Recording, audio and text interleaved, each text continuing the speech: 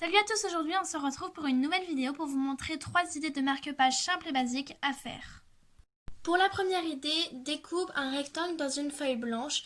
Donc n'hésite pas à en prendre une cartonnée, c'est mieux, mais après tu peux en prendre une tout simplement A4 très simple. Une fois que tu as découpé ton rectangle, tu auras besoin de masking tape et tu vas venir les recouvrir. Bien évidemment, essaye de choisir les couleurs qui te plaisent le plus. Tu vas ensuite venir recouvrir à l'aide de ton masking tape le bout de papier.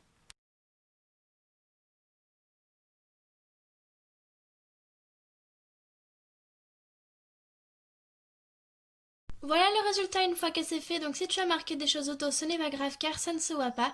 Donc moi je ne sais pas si vous l'aviez remarqué, mais j'avais plein de choses au dos. Mais du coup grâce à Masking Time ça ne se voit plus.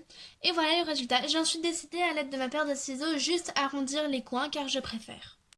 Et voilà le résultat une fois que j'ai arrondi. Et donc tu as ton premier marque-page. Voilà. Pour la deuxième idée, c'est quasiment la même chose car tu vas encore utiliser du masking tape, sauf que ce sera dans l'autre sens cette fois-ci. Tu vas donc à nouveau découper un rectangle. Donc moi je l'ai découpé vite fait, mais après je vais le plier comme ceci. Et après je vois ce qui dépasse et donc je découpe pour que ce soit de la bonne taille.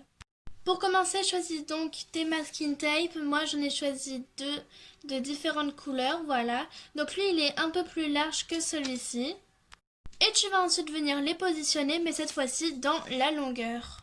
Voilà le résultat une fois que c'est fait. Tu vas ensuite prendre ta perforatrice et faire un trou au niveau du masking tape qui est au milieu vers le haut. Donc voilà le résultat.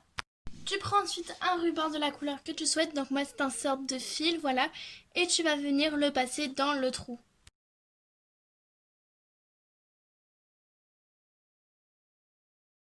Quand je l'ai fait, voilà le résultat. Là, je ne vais pas arrondir car cette fois, je n'avais pas envie. Et donc ensuite, j'ai rajouté le fil au bout. Et voilà ce que cela te donnait. J'ai pris un fil qui était assorti à la couleur du milieu.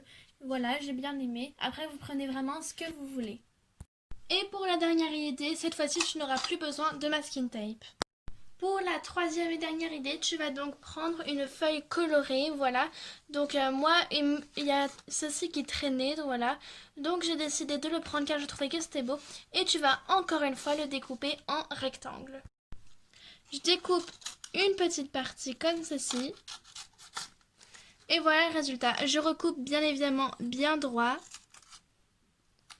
Et je n'arrondis pas.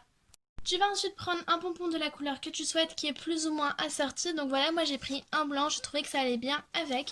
Donc si tu veux savoir comment nous faisons un pompon soi-même, sans machine, n'hésite pas à aller voir la vidéo ci-dessous.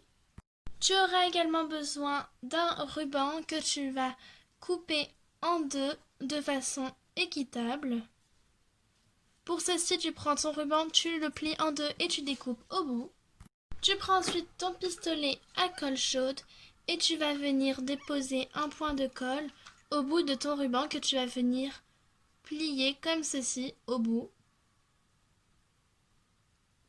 Tu fais pareil avec l'autre, un petit point de colle et tu plies.